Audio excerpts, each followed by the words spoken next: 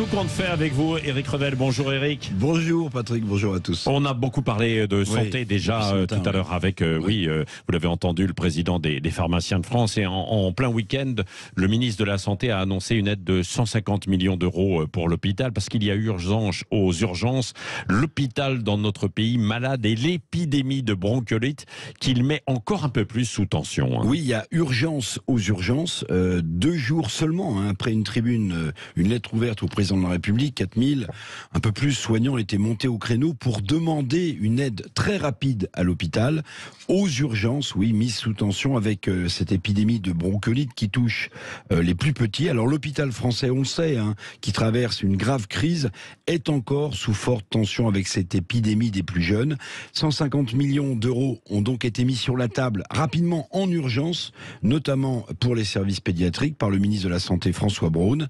Alors ouvrir des lits est une chose, mais l'hôpital public maltraité depuis des années manque surtout de personnel qualifié, Patrick. D'ailleurs, le ministre de la Santé ne s'est pas montré très optimiste lorsqu'il a sorti ses 150 millions d'euros de sa besace. Il a déclaré: il faut essentiellement une augmentation de personnel, mais, a dit et a ajouté François Braun, à condition de trouver du personnel. Oui, alors pourquoi il y a eu cette réaction donc après cette tribune signée par 4000 professionnels de santé?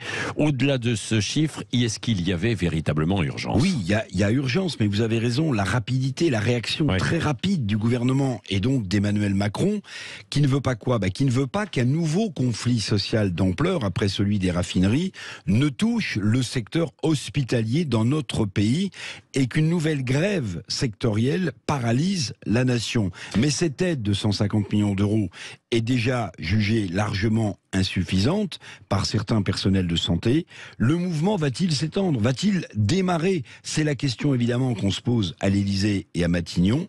Premier élément de réponse, je ne sais pas si vous l'avez vu, le service d'urgence adulte du CHU de Nantes est en grève illimitée depuis hier minuit. Alors on imagine évidemment qu'Emmanuel Macron va surveiller comme le lait sur le feu les mouvements sociaux dans ce secteur hospitalier pour ne pas que ça fasse tache d'huile. Oui, merci beaucoup Éric Revel. Vous restez avec nous tout au long de ce grand matin. On se retrouvera à 9h moins le quart.